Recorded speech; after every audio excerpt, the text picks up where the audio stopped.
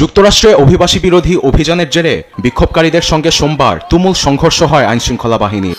ভয়াবহ রূপ নিচ্ছে লস অ্যাঞ্জেলের বিক্ষোভ, আরও ৭০০ সেনা পাঠালো ট্রাম্প।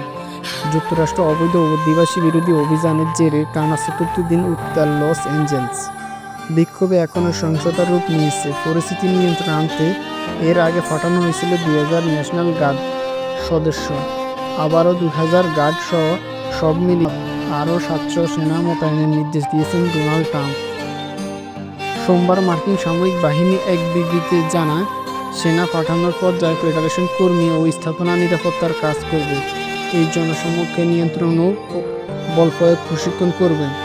ক্যালিফোর্নিয়ার গভর্নর গেভিন নিউস ট্রাম্পের এই সিদ্ধান্তের কড়া সমালোচনা করেছেন। তিনি অযৌক্তিক ও আমেরিকার আদর্শের বিপরীতপন্থী বলেও অভিহিত করেছেন। সবকিছু শুরু হয় ৬ June Los Angeles Paramount ICU ও পুলিশ অধিবাসী ধরার অভিযোগে বাধা দেয় স্থানীয়রা ইট পাটকেল ও মাউটার শেল নিক্ষেপ করেন। পরিস্থিতি আরও খারাপ হলে সেনা মোতায়েনের সিদ্ধান্ত নেন। ইতিমধ্যে নিউ ইয়র্ক, ফেডারেশন ও ফ্রান্সিসকোতে ছড়িয়ে পড়েছে বিক্ষোভ।